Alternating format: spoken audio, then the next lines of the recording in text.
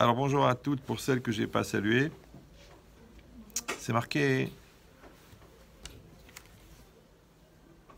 dans Shemot, tout au début, avant que commence l'esclavage des bénis Israël.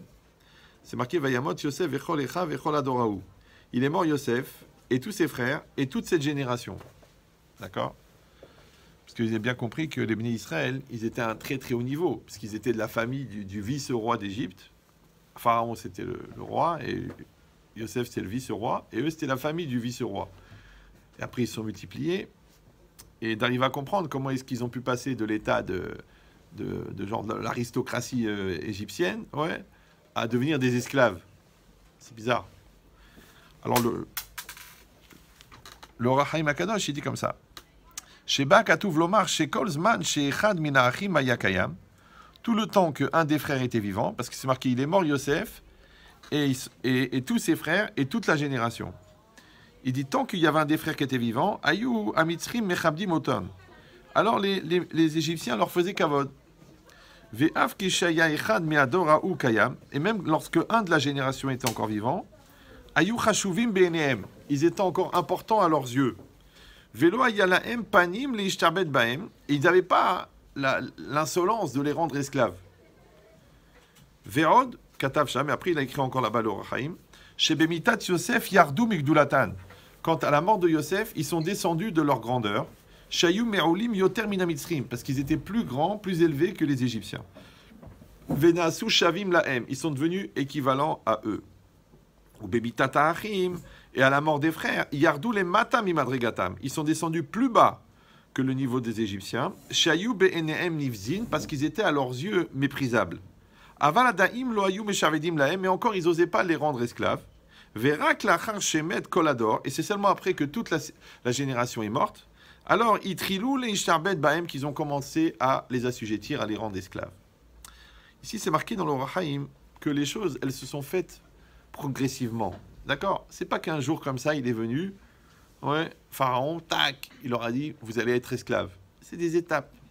Il y a une logique là-dedans extraordinaire qui s'appelle l'adaptation. Vous savez que l'homme, il a une capacité d'adaptation extraordinaire. Mais c'est dans les deux sens. Comme tu peux t'adapter au bien, tu peux t'adapter au mal. Comme tu peux t'adapter aux souffrances, tu peux t'adapter au bonheur. Donc maintenant, la force du Yetzer Hara, qui est un très très grand éducateur, c'est de ne pas les faire les choses d'un seul coup.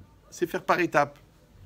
C'est pour ça que c'est marqué dans la Gemara que le travail du Yetzer Hara, c'est Asekar ve Asekar, Asekar ve Asekar, Acheyavod Avodazara. Jamais le Yetzer Hara va dire va faire idolâtrie. Non, il va te faire négliger sur ça, et ça, et ça, et ça, jusqu'à ce que tu vas arriver.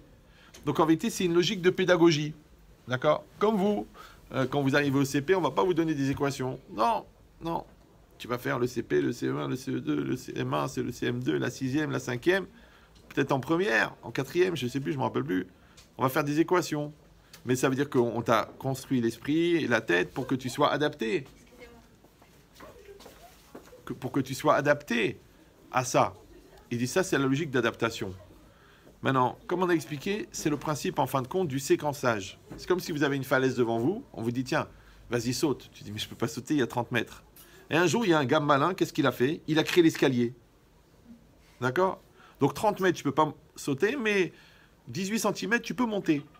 Donc tu vas séquencer, tu vas découper, 18 cm, 18 cm, 18 cm, et tu vas monter. Maintenant, dans une marche, il y a toujours un côté vertical, un côté raide, et un côté horizontal, un côté plat. Ouais. Maintenant, le côté raide, c'est l'effort à fournir. Le côté plat, c'est le résultat obtenu. Dans n'importe quel domaine. Maintenant, si tu fais des marches trop grandes, c'est épuisant à monter. Si tu fais des marches trop petites, c'est épuisant à monter. Donc, l'intelligence de connaître la taille de la marche. Vous me suivez ou... D'accord. Comme les nazis, ils ne sont pas venus dire tuer les juifs. Non, d'abord, ils ont dit on va faire... Ils ont fait des films racistes, antisémites. Après, ils ont parlé de la race inférieure. Ils ont amené des scientifiques qui ont expliqué que les nazis étaient des bons à rien. Ouais. Et que c'était une race supérieure. D'accord? Grand, blond, beau. Tout à fait Hitler, d'ailleurs. Qui, depuis petit, a essayé de faire fureur. Ouais. Mais... Et puis après, on leur a dit, on a fait des lois spécialement pour les juifs. Après, on a dit, ils peuvent plus aller travailler dans l'enseignement, dans la médecine. Après, leur commerce, on a marqué juifs. Après, ils n'avaient plus le droit de marcher sur les trottoirs. Après, on les a mis dans des quartiers réservés, dans le ghetto. Et après, on les a déportés. Quand on est arrivé à les déportations, les gens, ils ont trouvé ça normal. Pourquoi? Parce que ça fait 1 an qu'on les a habitués que le juif, c'est de la vermine. Que le juif, c'est une sale race pourrie. Ouais. Mais les gens, tu leur interroges, tu dis, mais je comprends pas, monsieur l'Allemand, mais c'était votre médecin, le juif. C'était votre banquier, c'était votre avocat. C'est lui qui vous a sauvé votre fille quand il a fait l'opération. Il dit, oui, oui, mais quand même, c'est des gens tordus. Ça s'appelle en français la propagande. Ouais. Et la propagande, elle est basée sur, pareil, sur des étapes. Dans le Yetzer Hara, c'est un très, très grand pédagogue. Donc, il va faire les étapes qu'il faut pour que tu arrives à. Maintenant, l'intelligence, c'est d'être capable de voir les étapes. Parce qu'il y a une grave maladie, je ne sais pas si vous la connaissez, qui est assez répandue. Peut-être vous en êtes vous aussi atteinte. Ça s'appelle la NIA. C'est une grande maladie, ouais, c'est la NIA. C'est-à-dire que tu es NIA. Tu ne vois pas que tu es en train de descendre. Ouais. Des fois, le contraire. Tu ne vois pas que tu es en train de monter. Il dit ça, c'est la force du Yetzer Hara de faire les étapes. D'accord? Ça s'appelle le séquencement. Ça veut dire que tu vas découper les choses. Il dit ici... Il dit le Rahaim Akadosh que les Égyptiens, ils ne sont pas venus comme ça directement. Doucement, doucement, doucement, doucement, doucement, doucement, jusqu'à les rendre esclaves. Il dit maintenant, c'est quoi le principe fondamental qui a permis ça aux Égyptiens? Alors il dit Raphaim Shmulevitz, d'accord? Il dit parce que c'est marqué, il dit chez Ayou BNM Nivzim, parce qu'ils étaient à leurs yeux méprisables. Maintenant, il y a 2 lectures possibles. Soit tu peux dire que les Bnei Israël étaient méprisables aux yeux des Égyptiens. Vous me suivez? Ou tu peux dire que les Bnei Israël eux-mêmes étaient méprisables à leurs propres yeux. Ça va? Ça veut dire que, en vérité, la capacité de l'autre à me faire du mal, elle dépend de l'espace que j'ai créé chez moi pour qu'il puisse le faire. Tout à l'heure, encore une fois au téléphone, je parlais avec une jeune fille, bon, elle a un certain âge, bon, qui est tombée sur un fou, qui a beaucoup souffert, et qui a annulé son mariage et tout, bon. Et comme elle était très fracassée à l'époque, j'ai rien dit, j'ai donné des forces, j'ai donné un programme de joie et tout. Maintenant qu'elle allait mieux, je lui ai dit, bon, il faut qu'on réfléchisse comment ça se fait que c'est arrivé. Parce que tu as 16 ans, on va dire, tu es une khmara, c'est presque naturel. Mais tu as 30 ans, c'est plus la même chose. Qu'est-ce qui se passe? Ouais. Alors je lui ai dit, les tigres, ils n'attaquent pas les éléphants. Ils attaquent les brebis. Vous me suivez ou là? Donc, si tu es une brebis, tu attires les tigres. Si tu es une khmara, tu attires les khmars. Maintenant, évidemment, vous n'êtes pas vraiment en âge. J'espère, ouais. Mais vous êtes en préparation de l'âge. Donc, la personne que vous allez être au moment où sera ça nécessaire, vous êtes en train de la fabriquer maintenant. Il dit, c'est marqué le secret ici. Shayou, BNM, Nivzim. Combien de gens, moi je vois dans mon travail un petit peu de service après-vente, c'est-à-dire de Shalom Bayit, que les gens, des fois, tu dis, mais comment vous êtes mariés? Oui, mais je pensais que j'étais nul, je pensais que je ne me marierais pas, et puis j'avais très peur, et puis il était là à me courir après, et tout ça. En fait, la personne, elle n'a pas de respect d'elle-même. Mais pourquoi vous avez fait des études comme ça? Oui, mais je pensais que j'étais nul. Ah bon? Et puis je pensais que j'étais moche, et je pensais que je ne réussirais pas. C'est-à-dire que le fait de ne pas avoir une image positive de soi-même, ça peut orienter toute la vie. Toute la vie. Peut-être celle-là, elle aurait pu être avocate ou directrice de séminaire. Elle va dire, non, je suis à la caisse, là-bas, hyper cachère. Bon, c'est bien aussi, mais c'est dommage. Juste par manque d'ambition. S'il y a des gens, ils sont formatés pour, ils sont bien là-dedans, ils sont heureux là-dedans. Mais si la personne, toute sa vie, elle vit avec des remords, ouais, et tout ce qu'elle vit, c'est au conditionnel, j'aurais pu, si j'avais su, j'aurais dû. Quelqu'un tout à l'heure, il m'a dit, ils ont une grande société de statistiques non juives. Ils ont spécialisé chez les vieilles personnes. Ils ont rencontré des milliers de personnes dans les hospices de vieux et tout ça. Et ils leur demandaient, mais qu'est-ce que vous regrettez, ouais, de votre vie? Et 83% des gens, des non-juifs, hein, ils ont dit que j'ai pas été moi-même, que j'ai pas été au bout de mes rêves, que... C'est intéressant. Ouais. C'est que les 3/4 des gens, ils vivent pas leur vie. Et le contraire, ouais, ils ont un langage comme ça, les goïms. quand ils font quelque chose de fort et un truc d'extrême, genre ils traversent l'Atlantique, truc où ils font du soie élastique sans élastique, ouais, ils te disent mais pourquoi vous faites ça? Regardez la phrase, écoutez comme la phrase. Parce que j'ai besoin de me sentir vivant. Vous me suivez? C'est que tous les gens qui font pas ça, ils sont morts.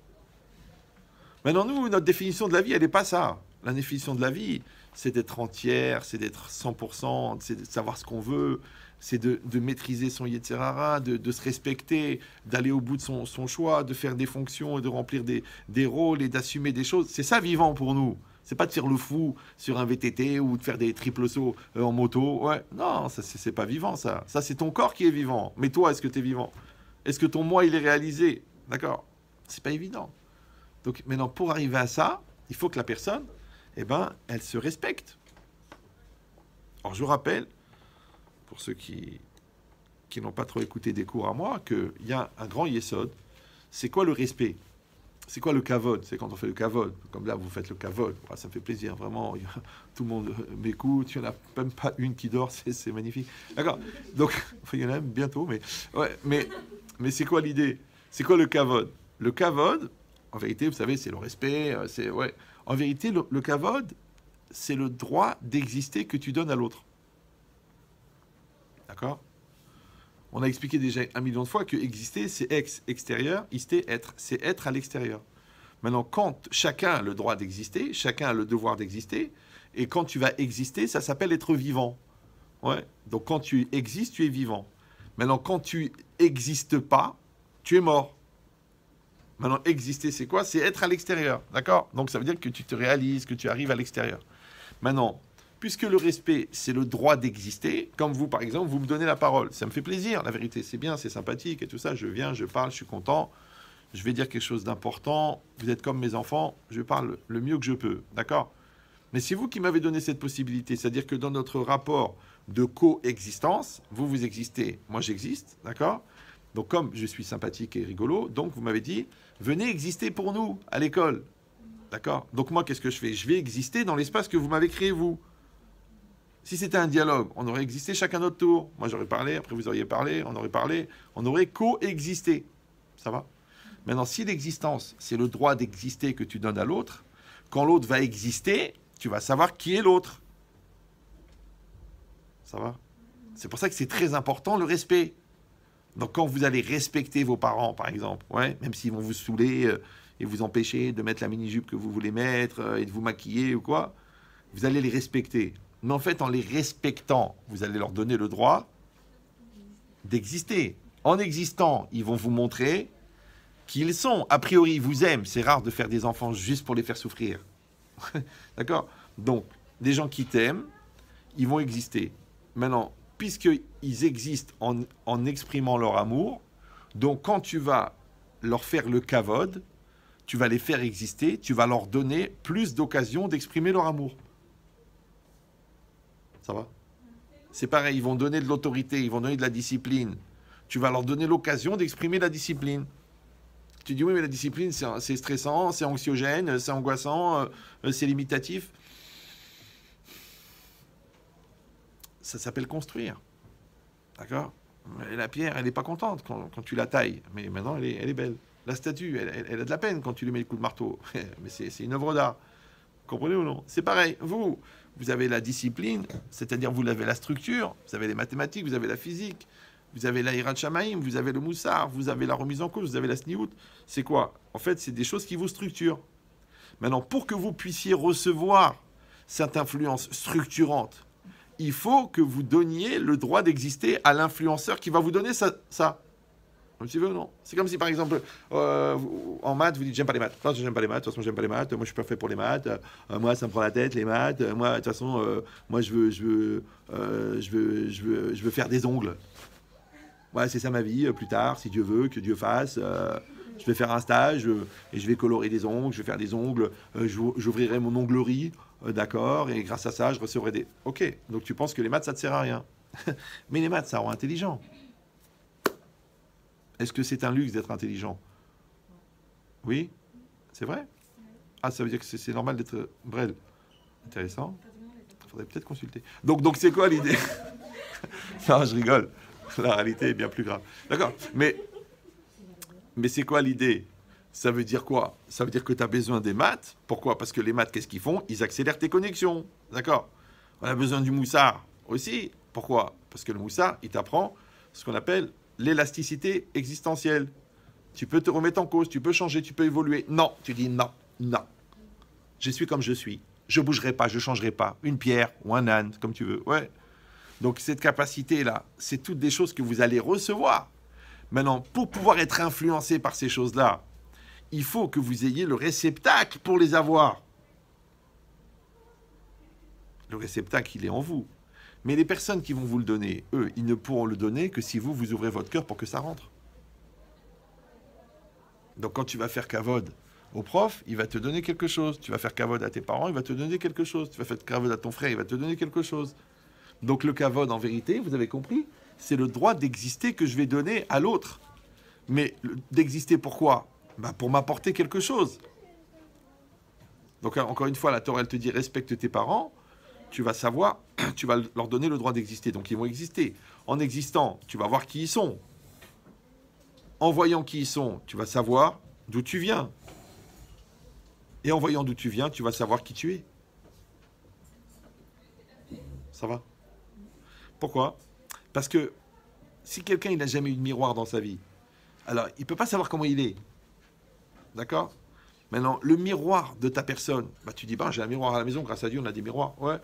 Alors tu vois, tu peux t'enlever un point noir, t'épiler les cils, ok. Mais c'est quoi le miroir de ton intériorité? Si tu veux savoir qu'est-ce que tu as à l'intérieur, eh ben tu regardes, par exemple, là d'où tu viens. Tu regardes tes parents, tu regardes ton milieu. Après, tu peux même avoir un miroir personnel. C'est que toi, tu te regardes vivre. Tu te regardes réagir. Tu dis, là, je suis vachement impulsive, ou je suis hypersensible, ou j'arrive pas à dialoguer, ou je suis bloqué de la tête, ou le contraire, je suis très sociable, je suis très cool, je suis très sympathique, ou alors je suis très superficiel, ou je suis très intérieur. Ça, c'est quoi? C'est les éléments que tu vas prélever de toi-même pour apprendre à te connaître. Ça va? Et c'est très important de se connaître. Pourquoi? Parce que le plus grave dans la vie, c'est de ne pas vivre sa vie. Maintenant, il y a des gens qui sont transportés comme des wagons. Tu les déposes là, après tu les amènes là-bas, tu les accroches là, tu les accroches, ils vont à l'école, tu les accroches, ils vont au séminaire, tu les accroches, ils vont à la roupa, tu les accroches, ils vont à la clinique pour accoucher. C'est des wagons. Et toi, à un moment ou à un autre, tu veux pas être une locomotive? C'est quoi locomotive? Motive, c'est moteur. Ouais. Et loco, le fou. Loco. Locomotive, le fou qui motive. D'accord? En hébreu, on appelle ça Meshugal et Otodava. Tu es fou de cette chose-là. Toi, tu es folle de ça. Ouais. Comment on appelle être fou de quelque chose? On appelle avoir des ambitions, avoir des rêves. Il y a des fous qu'il faut interner, il y a des gens qui réalisent des choses. Vous verrez toujours que les gens qui font des grandes choses, c'est chez des gens qui ont des rêves. Maintenant, toi, avant de réaliser, tu rêves. Alors, tu peux rêver d'une belle famille, tu peux rêver d'un beau khatan, tu peux rêver d'une belle carrière, tu peux rêver d'un niveau de spiritualité. Tu peux rêver. Maintenant, ce rêve-là, où est-ce qu'il est? À l'intérieur. Maintenant, pour que ce rêve-là, il rentre dans la réalité, il faut le faire réaliser. Il faut le faire exister. Maintenant, quand toi, tu fais le kavod à l'autre, tu fais exister l'autre. Donc, quand tu veux exister toi, il faut que tu te fasses le kavod à toi. C'est la même mécanique. Vous me suivez ou non? Ça s'appelle kavod atzmo, le respect de soi. Maintenant, le problème, c'est que tu dois être en même temps la personne qui te fait le kavod et en même temps la personne qui se donne les moyens d'avoir ce kavod.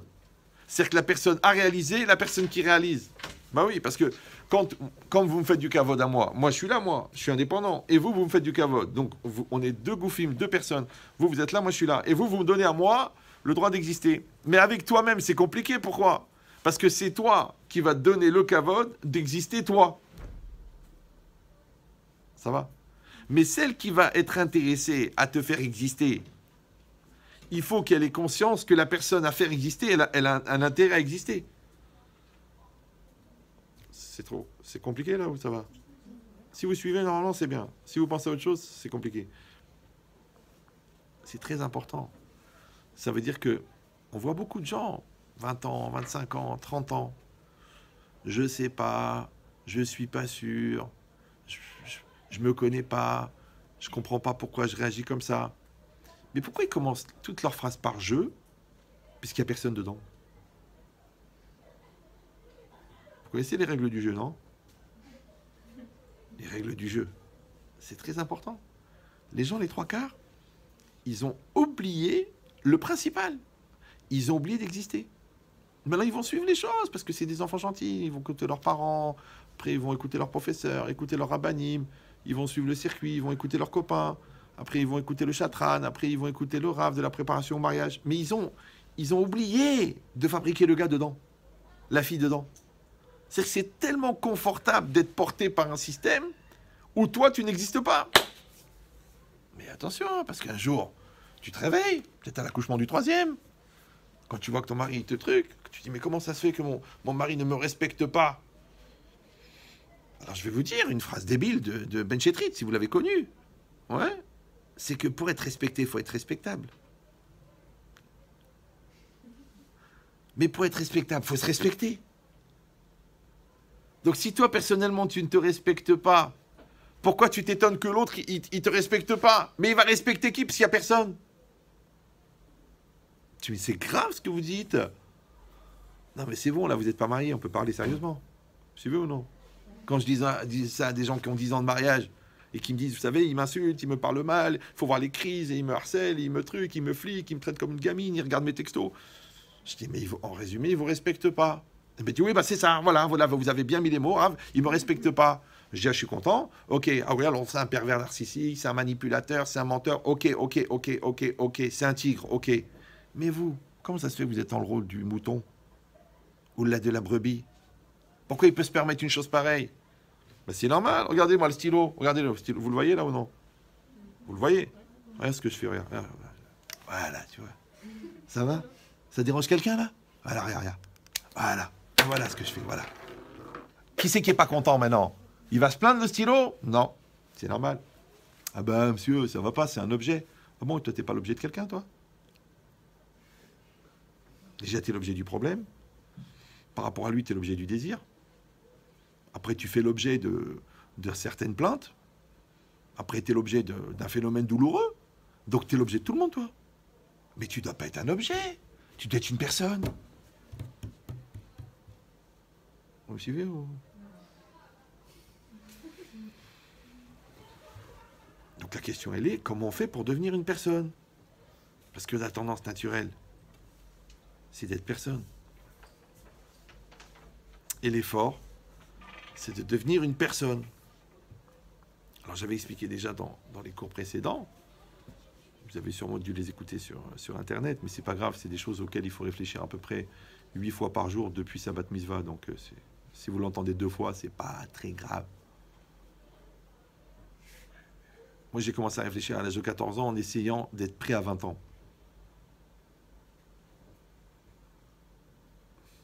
Et c'était peut-être 8 heures par jour. Donc les gérants qui réfléchissent une fois par an parce qu'il y a un rabbin intelligent qui est venu leur parler. Voilà, vous avez le résultat devant vous. Non, mais ça veut dire quoi? Non, c'est très très important. Parce que, encore une fois, le pire en fin de compte, c'est de ne pas avoir vécu sa vie. Alors, c'est quoi le contraire d'un vivant? Un mort. Ouais. Les Chachamim, ils n'ont pas fait des enseignements de psychologie. Ils ont résumé en 2 mots. Ils ont dit Rechaim bechayehem nikraim metim.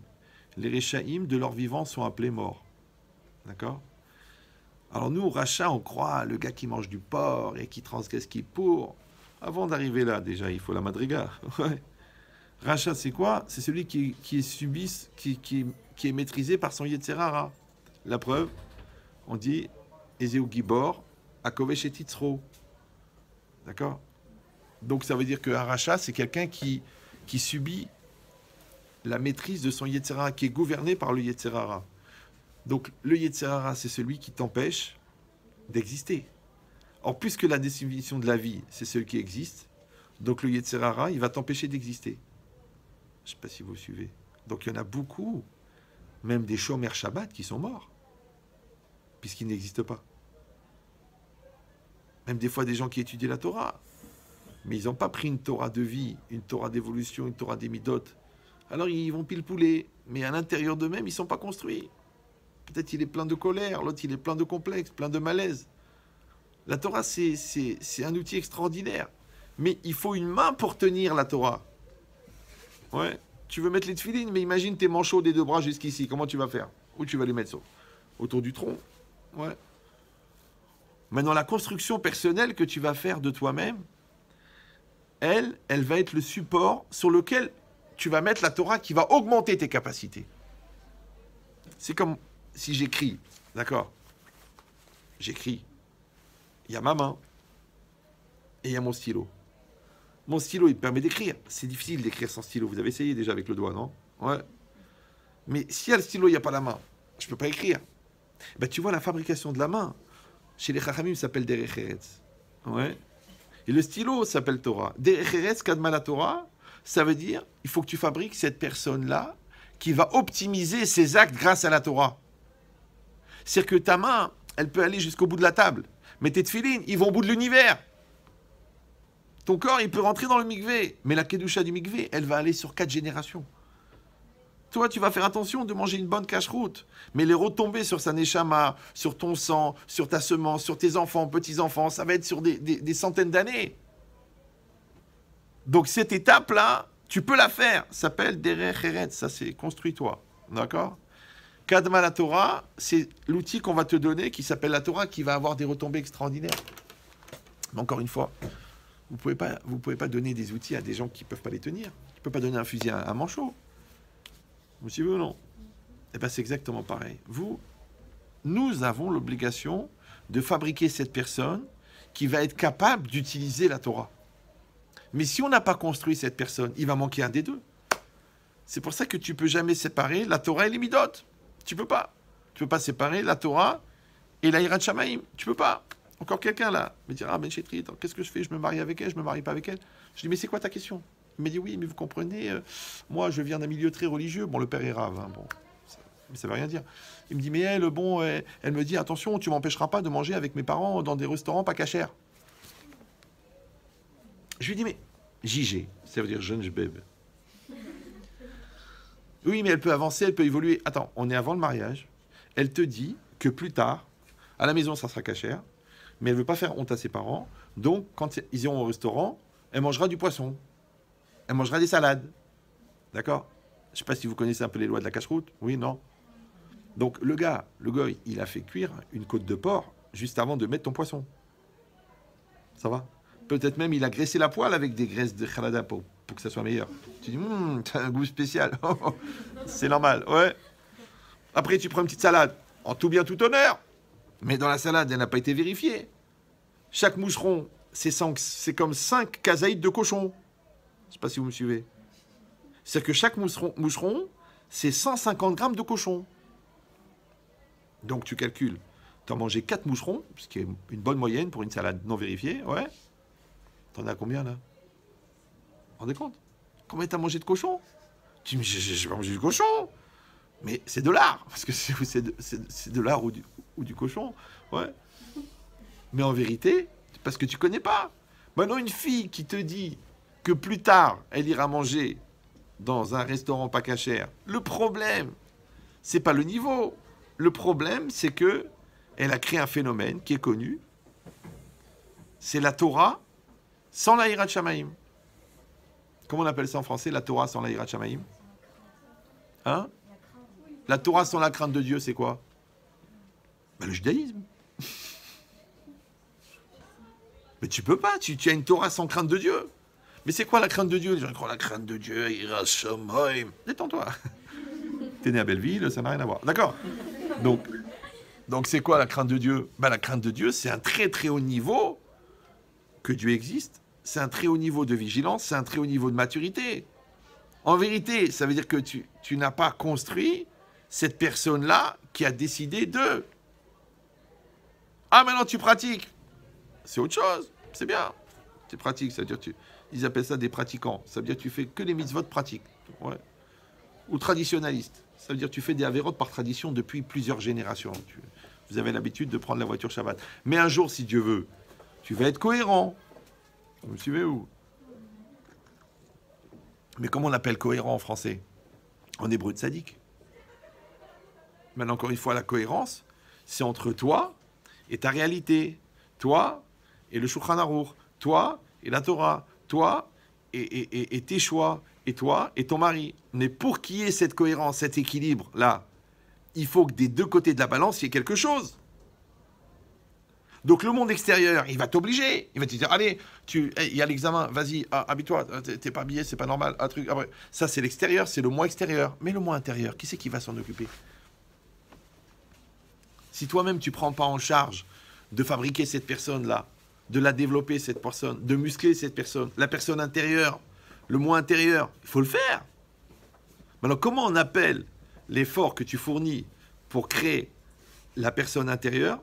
On appelle le respect de soi. Encore une fois, c'est pas évident. Parce que le Yetzer Hara, vous savez, il vient depuis la naissance. Le Yetzer Hara Tov, il vient à la Bat Mitzvah, à 12 ans. Et au milieu, il y a le moi. Donc il y a le moi, il y a Myriam, il y a Jennifer, il y a Marilyn. Et là, il y a le Yetzer Hara. Ouais. Et de l'autre côté, il y a le Yetzer Hara Tov. Ouais. Mais toi, celui-là, tu le connais depuis la naissance. Il dit le Rav Dessler, le plus grand danger, c'est quoi? C'est que comme le Yetzer Hara, il vient depuis la naissance, eh ben, tu peux t'identifier à lui. Et quand tu vas dire « je », c'est pas toi qui parles, c'est lui. La preuve, c'est que quand tu veux faire une bêtise, tu dis « je fais ce que je veux », et quand tu te fais attraper, tu dis « c'était plus fort que moi ». Donc pourquoi tu regrettes ce que tu as fait? Parce que c'est toi. Assume! Ah non, mais Rav, c'était difficile. Non, mais papa, je te promets, je recommencerai plus. Je sais pas ce qui m'a pris. Je suis folle. Je vous ai menti. J'ai triché. Je dis, mais ma fille, nous, on t'aime. Mais t'es qui? Nous, on t'adore. Mais t'es qui? T'es celle-là ou celle-là? C'est laquelle? Laquelle? Celle qui me dit, papa, donne-moi un Dvar Torah parce que Madame Baruch, elle a demandé un Dvar Torah? Ou l'autre là-bas qui a caché son rouge à lèvres et son maquillage dans la poche, comme ça, en sortant, elle se fait un petit truc comme ça pour faire plaisir à tous les rebeux qu'elle va voir dans le train. Ouais. Non, c'est pas grave. C'est pas grave, il faut, ça peut égayer le métro, tu vois. Tu vois des filles jolies, ça fait de l'ambiance, ouais. Mais d'un autre côté, tu dis, mais attends, excuse-moi, excuse-moi. T'es laquelle des deux? Celle qui a demandé, papa, le Dvar Torah, vite, il nous faut un Dvar Torah, ouais. Ou l'autre? Il faut que tu saches qui tu es. Parce que quelle vie tu vas vivre? Celle-là ou celle-là? Vous me suivez ou non? Parce que pour les gens blancs, il y a des questions, il y a des choses. Pour les gens noirs, il y a des choses. Mais les gris... Vous me suivez ou non? Si vous êtes grise, il faut qu'on vous marie quelqu'un de gris. Mais le problème, c'est que ce que toi, tu as fui dans ta vie, tu vas pas le supporter chez l'autre. Moi, je vous dis un truc, hein, ne le prenez pas mal. Hein. De toute façon, vous n'êtes pas concerné a priori, mais pour plus tard, ça vous servira. Quand vous voulez savoir qu'est-ce que quelqu'un se reproche, vous regardez qu'est-ce qu'il vous reproche. C'est intéressant. Donc, ça veut dire que quand quelqu'un te fait un reproche, dans les 3 quarts des cas, hein, les gens qui n'ont pas construit leur personne, eh ben, qu'est-ce qu'ils vont faire? Comme ils vont se sentir agressés par l'autre, donc ils vont lui renvoyer leur frustration. Ça s'appelle en français un transfert de culpabilité. C'est bon ou non? D'accord. Mais si l'autre me renvoie son mal-être, c'est parce que moi, en existant, je lui crée ce mal-être.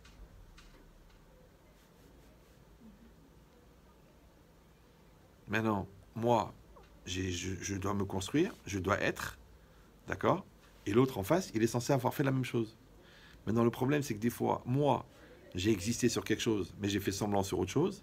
Et l'autre, il a existé sur quelque chose, il a fait semblant sur autre chose. Donc en vérité, on est pareil, mais pas dans les mêmes domaines. Donc moi, je vais reprocher à l'autre quoi? D'être faux, mais moi aussi, je suis faux dans un autre domaine, sinon qu'est-ce qu'on fait ensemble? C'est pour ça que je vous dis que d'un côté, c'est un peu théorique, c'est un peu loin de la réalité, mais d'un autre côté, vous êtes en train de la fabriquer, cette jeune fille-là, qui va faire son séminaire, qui va faire sa fac, qui va faire sa médecine, et qui va rencontrer le garçon. Vous êtes en train de la fabriquer. C'est-à-dire que quand on a livré le bloc de marbre à Léonard de Vinci, vous avez déjà vu des statues, non? Moi, j'adorais la sculpture quand j'étais jeune. Moi, j'ai plus le temps d'aller, bon, mais à l'époque... Et moi, je n'étais pas impressionné par la sculpture en elle-même, parce que, waouh, ça, on dirait qu'il va bouger. C'est tellement bien fait, c'est la forme humaine, c'est le plus compliqué à faire. c'est qu'en fin de compte, Léonard, on lui a pas livré une statue. On lui a livré un bloc de marbre, un truc carré comme ça. Ouais, 2 mètres de haut, 1 mètre sur 1 mètre. Et après, des milliers et des milliers de coups. Ouais, et après, des millions et des millions de ponçages.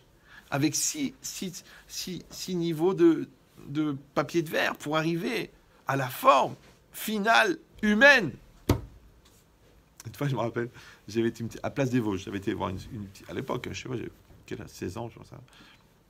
J'avais été voir une exposition de sculpture. Bon, c'était complètement nul, hein, tout était nul. Mais à la sortie, il y avait une vitrine avec un marteau. Et moi, je suis resté 25 minutes à regarder le marteau. Donc, il y a vraiment des gens qui ont cru que j'étais marteau. Il y en a, il était curieux, il m'a dit, excusez-moi, monsieur, pourquoi vous regardez le marteau? Je dis la vérité, je crois que c'est la seule œuvre d'art qu'il a fait, c'est ça. Il m'a dit, mais ça, c'est le marteau. Je dis, vous avez remarqué un truc? Le marteau, il a tellement frappé avec, écoutez bien, le manche, il est en fer. La masse, elle est en fer, et le manche, il est en bois. Il y avait la forme des doigts. Alors, je rappelle, pour ceux qui connaissent un peu la technologie, que pour déformer du bois, il faut de la chaleur et de l'eau. L'eau, c'était la sueur, et la chaleur, c'est le fait de tenir fort le marteau. Maintenant, le gars, il a tellement mis de coups, ouais, il a formé le manche avec la forme des doigts. Je dis, en fin de compte, c'est la seule œuvre d'art qu'il a fait, celui-là. Ça veut dire que toi, tu regardes que le gars, il est en train de sculpter. Et qu'est-ce que tu regardes? Tu le résultat. Mais pourquoi tu ne regardes pas ce qu'il est devenu en sculptant? Toi, tu vas élever des enfants, mais tu vas devenir maman. Tu vas construire ton couple, mais tu vas devenir mature, parce que quand on se marie, on est des gamins. Donc, la sculpture, c'est ce que tu produis. Mais ce ce que tu vas amener à la fin de ta vie, c'est ce que tu es devenu. Tu fais le séminaire pour faire plaisir à ta mère, ou parce que tu veux t'enfuir en Israël, parce que tu veux un an de vacances, parce que tu vas aller te balader à Mahane Yehuda. C'est dommage. Parce que normalement, en sortant du séminaire, tu dois être une autre fille. Tout ce que tu as appris à l'époque, c'était de la théorie. La paracha, le chumash, les halakha. Mais là, tu vas être dans l'Aïrat Shamayim, normalement.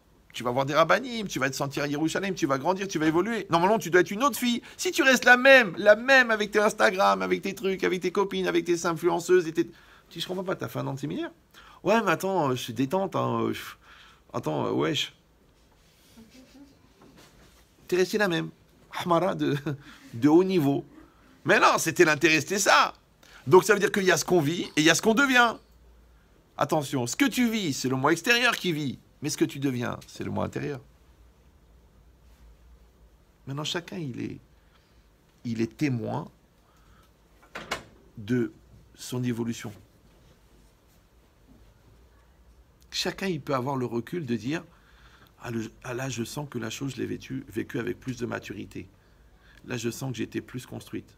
Là, j'ai vu que je suis sorti du côté impulsif. Là, je suis sorti de l'hypersensibilité ou de la gaminerie. Mais cette personne-là, attention, qui est en train de parler de toi, c'est toi. Donc, il faut la construire. Il faut construire cette personne-là qui va te donner à toi le moyen d'être toi. Le problème, encore une fois, c'est qu'elle est à l'intérieur, celle-là. Donc, il faut que tu arrives à côtoyer, en fin de compte, ta meilleure copine, qui s'appelle toi. Il faut que tu ailles la chercher, celle-là. Ouais. Il faut que tu apprennes à la connaître, à la côtoyer. Mais pour que tu puisses la côtoyer, il faut que tu arrives à la respecter. Il faut que tu arrives à la maîtriser. Il faut que tu arrives à l'aimer. Mais est-ce qu'on peut aimer personne? Est-ce qu'on peut respecter personne? Est-ce qu'on peut maîtriser personne? Donc c'est ce qui fait l'Yetzer Hara. L'Yetzer Hara, il t'empêche de développer ta personne à l'intérieur. Parce que les gens, ils croient que le Yetzer Hara, c'est de faire des avérotes, de manger taref, Mais non, le principal du Yetzer Hara, c'est de fabriquer les mauvaises midotes. Parce qu'avec les mauvaises midotes, il va te faire les avérotes. Oui. Le Yetzer Hara, il va te rendre négligente, par exemple.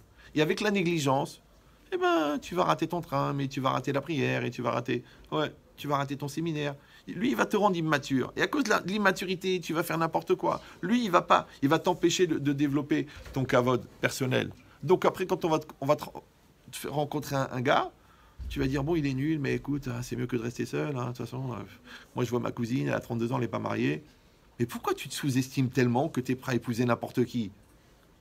Parce qu'en fin de compte, tu n'as pas développé ton respect de toi-même. Qui c'est qui a fait ça à l'intérieur? C'est pas toi. Toi, tu t'aimes, non? Oui, non? Je vois des fois des gens, ils viennent chez moi et me dire, ah mais chérie, j'en peux plus, je vais mourir, je suis au bout, je suis à la fin, je vais faire quelque chose de grave, j'en peux plus. Alors j'ai dit, bah si vous voulez, je peux vous aider. Elle me dit, ah bon, comment? Je dis, bah je me lève, je vous étrangle. Elle me dit, comment ça, vous m'étranglez? Elle me dit, d'abord, vous n'avez pas le droit de toucher les femmes. Bon, on va dire que c'était un accès de colère, c'était un coup de folie. Je me suis levé, je vous ai étranglé. Je dis, mais moi, je vais vous étrangler. Mais vous allez vous laisser faire. Parce que vous me parlez de mourir, d'en finir, que vous en pouvez plus, que vous êtes au bout. Alors, je vais vous faire gagner du temps, moi. Au lieu de souffrir des années. Alors, qu'est-ce que vous allez faire? Ah, ben, je vais me défendre, hein. Ah, je vais vous mordre. Ah, je m'en fiche, je vais me sauver. Pourquoi? Mais parce que j'ai envie de vivre. Ah, ben voilà. Maintenant, je vous dis un truc. Les mains qui sont en train de vous étrangler, c'est pas les miennes. Moi, je suis resté assis, moi. Regardez bien, c'est les vôtres. Comprenez ou non? Ah, j'en peux plus de l'école. Ah, j'en peux plus de mes copines. Ah, mes parents, ils m'étouffent. Mais c'est tes mains. Hein. C'est tes mains, regarde. C'est qui celle-là? Mais c'est toi. Vous me suivez ou non? Quand vous êtes au goulag, vous êtes dans un camp de la mort. Vous êtes en Union soviétique sous le KGB. Vous êtes en Syrie. Vous avez la police secrète libyenne sur votre tête. Non, vous êtes en France, un pays démocratique, avec des parents gentils, qui vous supportent, ouais. Donc, enfin, qui vous soutiennent. Non, parce que support, en anglais, c'est soutenir. Mais supporter, en français, c'est... Enfin, chacun connaît son caractère. Ouais. Donc maintenant, c'est quoi l'idée? C'est de dire qu'en fin de compte, tout va bien. Maintenant, vous savez à quoi ça sert un espace de bien-être? Ça sert à grandir. Pourquoi tes parents, ils te donnent à manger? Pourquoi ils te donnent des habits? Pourquoi ils t'inscrivent à l'école? Ils auraient pu s'installer, je sais pas moi, à Quimper, ouais. Et puis, ils t'auraient dit, écoute, l'école juive, c'est trop loin, il n'y en a pas. Après, l'habillement, c'est pas notre truc, donc tu mettras les habits de ta sœur. Pour manger, tu te débrouilles, tu fais le service dans un McDo le soir. Et puis, comme ça, tu auras de quoi manger. Et puis, si tu veux du papier pour écrire, eh ben, tu vas prendre des prospectus, t'écris dessus. Et si tu réussis tes études, eh ben, on fera quelque chose de toi. Ah, ça s'est pas passé comme ça du tout. Donc pourquoi ils ont créé tous ces moyens? Pourquoi ils ont créé cette facilité? Pourquoi ils ont mis cet amour? Ah, tu dis, mais des fois ils sont durs. On va dire, au pire, ils sont maladroits. Mais 99% de ce qu'ils font, c'est par amour. Maintenant, c'est quoi? C'est pour créer un espace dans lequel toi, tu vas t'épanouir. Et c'est dans cet endroit-là que tu trouves des raisons d'expliquer pourquoi tu es angoissé, pourquoi tu es nul, pourquoi tu fous rien à l'école, pourquoi tu n'as pas de courage, pourquoi tu n'es pas motivé. C'est là-bas, là où ça va bien. C'est-à-dire que les gens diraient qu'il leur faut des malheurs pour qu'ils se mettent qu'ils se mettent en mouvement. Vous me suivez ou non? Parce que s'il y avait les nazis, tu ferais de la résistance. Mais le Yetzer Hara, c'est un nazi puisqu'il fabrique des nazes. Donc tu dois rentrer dans la résistance. Tu dis, mais je veux pas me laisser faire. Je vous ai dit, j'ai dit ça dans l'autre cours, mais je ne sais pas si vous avez écouté, pas écouté. Mais quand j'avais 14-15 ans, je priais tous les jours. J'étais pas religieux, hein. J'étais traditionnaliste. Bon, mes parents, bon, Hachem, ils nous ont élevés. Mais on prenait la voiture Shabbat. Donc on ne savait même pas, on était ignorants. J'ai fait 13 ans de Talmud Torah, je ne savais même pas qu'il ne fallait pas prendre la voiture. On prenait le bus, on ne comprenait pas pourquoi les gens ils allaient à pied à la synagogue. Moi, je me rappelle encore, je croisais les gens. Je disais, mais pourquoi ils marchent à pied? On était ignorants. Ok. Mais je priais de ne pas être un CON. De ne pas subir les CON. Je priais déjà à l'époque, j'avais un instinct naturel de survie. Ouais. Mais c'est quoi ça? Ça veut dire que CON, c'est le contraire d'intelligent. Intelligent, c'est la capacité d'adaptation. Donc c'est que ton être intérieur, il est adapté à la réalité. CON, c'était inadapté. Vous savez ou non? Maintenant, il y a des gens, ça ne les dérange pas d'être inadaptés. Genre, t'es à l'école, mais tu fous rien. Je dis, mais pourquoi t'es là? Bah écoute, je sais pas. D'accord? Tu connais les lois de la sniout, mais tu te mets une jupe, tu vas attraper froid, chérie. Ouais. C'est comme ça. D'accord? À l'école, tu tires bien les trucs et tu sors dehors. Ouais, la star. Ah, les cheveux. Mais pourquoi? T'es qui, toi? Ça s'appelle CON. Vous me suivez ou... Moi, je me rappelle à l'époque, j'étais dans une école qui avait de juifs que le nom. Et moi, j'étais genre le philosophe, toute la journée en train de réfléchir, un malade. Et je vis une fille qui était intelligente. Mais comme toutes les filles là-bas, pour se démarquer, elles étaient obligées d'être bêtes, plus bêtes que les garçons, et les garçons étaient très bêtes. Donc je ne sais pas si vous voyez ce qu'il fallait atteindre. Donc la fille, elle commençait à truquer. Et un jour, moi je parlais pas avec les gens, ils m'invitaient à l'époque il y avait des booms, vous n'avez pas connu, vous n'étiez pas né, mais ouais. Et il y avait les soirées et les trucs. Moi je venais pas, j'ai dit non, laisse-moi tranquille. Moi j'étais en train de réfléchir à la philosophie. Il me disait bon, il y a une boom. Voilà, il disait pour faire la bise. Moi je disais mais t'es pas ma cousine. Un fou. Et je vois cette fille sérieuse qui commençait à... Moi je vais la voir. Moi ni je drague ni rien. Moi je vais la voir, je lui dis excuse-moi, je crois que tu es en train de devenir CON. Et comme c'est une fille qui avait un gros potentiel, elle a été choquée. Et des années après, elle me dit, tu te rappelles, tu m'avais dit ça et tout ça. Bon, vous voyez. Elle m'a dit, mais vous m'avez dit ça et tout ça, mais ça m'a tellement choqué. Je me suis dit, ah quoi, un gars qui parle jamais, qui réfléchit toute la journée, il m'a dit ça. Ça m'a mis un choc dans la tête. D'abord, j'ai arrêté d'essayer d'être voyante aux yeux des garçons. Après, j'ai commencé à faire Shabbat. Après, j'allais à pied, je marchais 1 heure pour aller à la synagogue. Après, je suis parti au séminaire. Et maintenant, il est marié avec un arabe avec 6 ou 7 enfants. Mais c'est pas moi. Moi, j'ai rien fait, moi. Ouais. Moi, c'est juste que c'est un virage. Des fois, tu rates un virage. Vous savez, un champion automobile qui est mort. En fin de compte, il a raté un seul virage. Ben, dans la vie, c'est pareil. Il y a des virages, il ne faut pas les rater, ceux-là. D'accord? Ben, c'est des virages. Maintenant, des fois, tu as quelqu'un qui te prévient, qui te dit hey, oh, s'il te plaît. Ouais. Encore, je reçois des mails. Ah, je sais, Rabbi Chetrit, bon, je vous appelle pour divorcer, mais je sais, vous m'aviez dit que c'était pas un garçon pour moi, mais moi, j'ai eu confiance. Je suis pas un prophète, moi, mais j'ai une petite expérience. C'est très, très rare que je dis à quelqu'un, laisse tomber. Tu vas souffrir. C'est très rare. Moi, je suis toujours dans le positif et tout. Mais là, je vois de mes yeux, je vois les pistolets, je vois les couteaux, je vois la méchanceté, je vois l'égoïsme. Je vais pas aller dire à la fille, Mazal Tov, Hachem Yazor. Hachem Yazor, c'est quand c'est en phase terminale, ouais. Mais il y a des gens, non, têtu. Non, je vais lui prouver. Genre, Sœur Teresa. J'arrive. Ouais. Vous avez compris ou non? Maintenant, pourquoi la personne, elle a cru qu'elle allait le faire? Pourquoi elle a cru qu'elle méritait pas mieux? Parce qu'elle n'avait pas le respect d'elle-même. Maintenant, Mitzrayim, on l'a déjà expliqué 1 million de fois, Mitzrayim, c'est l'Égypte.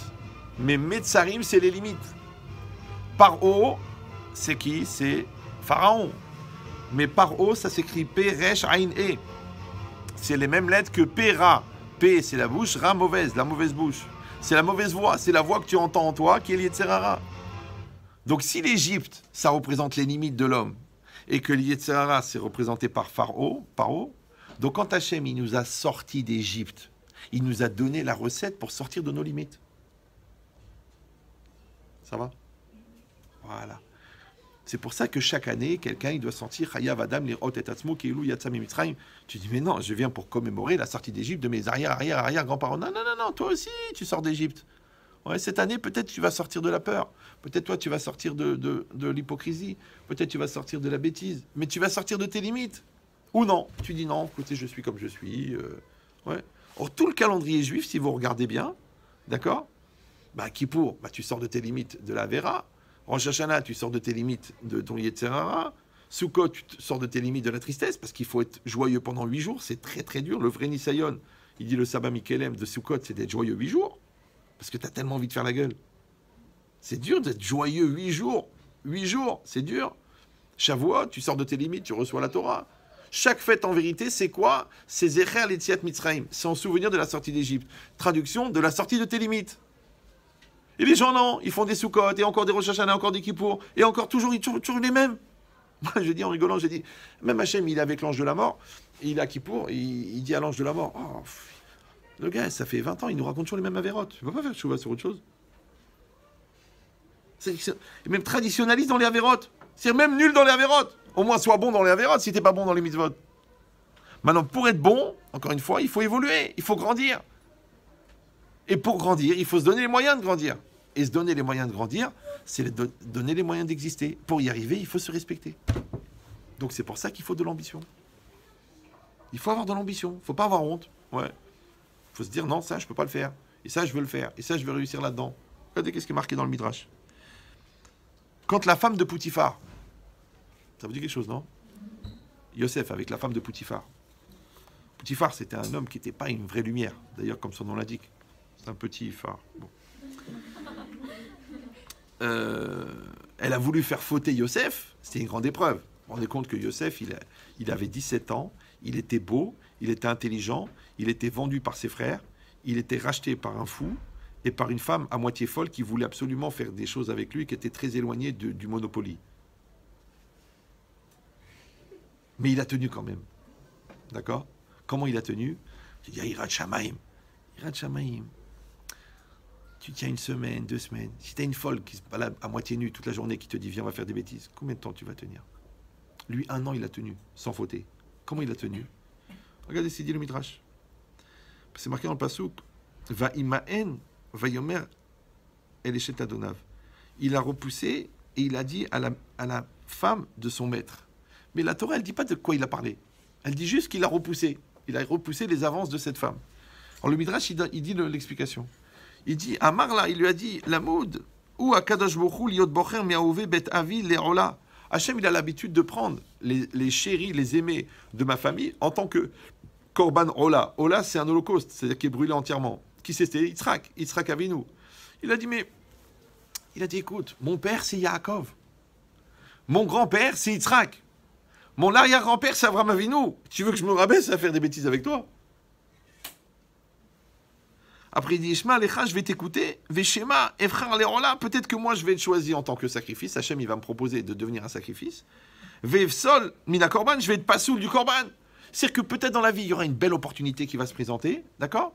C'est comme si toi, peut-être plus tard, tu pourras épouser un Rosh Kolel qui a fini le chasse à 20 ans. Mais, comme tu t'es pollué avec un gamin là-bas de Kevin pour des bêtises que tu crois que tu étais amoureuse, ouais, eh ben tu te sens sale et tu dis non, comment je pourrais rêver d'épouser un garçon comme ça? Donc ça veut dire quoi? C'est-à-dire qu'en fin de compte, le petit Kevin, et tu aurais dû te méfier parce que Kevin, ce qui va t'arriver, c'est pas grave. Mais comme tu as l'impression de rien faire de mal parce que Jennifer, rien. Donc ça veut dire que des fois, tu peux rater des opportunités de folie pour rien, pour des bêtises. Mais pourquoi est-ce qu'à l'époque, tu t'es pas rendu compte que c'était une bêtise? Parce que pour se rendre compte que c'était une bêtise, il aurait fallu que tu aies un pendant, un point de comparaison qui soit haut. Comment on savait qu'ici, on est au premier étage? Pourquoi? Parce que quand vous regardez par la fenêtre, vous voyez le sol plus bas. Mais si vous êtes au même niveau, vous êtes au même niveau. Donc plus tu vas t'élever dans la spiritualité, plus tu vas t'élever dans ton estime personnelle, plus tu vas te rendre compte que c'est pas pour toi ça. C'est-à-dire qu'au-delà du fait que c'est interdit, au-delà du fait que c'est assourd, au-delà du fait que tes parents ils t'ont dit 1 million de fois que c'est pas bien, mais toi déjà personnellement, c'est polluant ça, c'est quoi ça? Je vous dis, moi quand j'avais 16 ans, j'étais tellement malade que quand quelqu'un me disait une bêtise, je partais en courant. Je me disais, mais ça va, on peut parler? Non, moi j'étais toute la journée en train de réfléchir. Mais à l'époque, je savais pas. En fait, j'étais Bachou Yeshiva avant d'être Bachou Yeshiva. Ouais. Parce que toute la journée, c'était que ça, que le émettre, que la vérité, que la recherche, que l'approfondissement.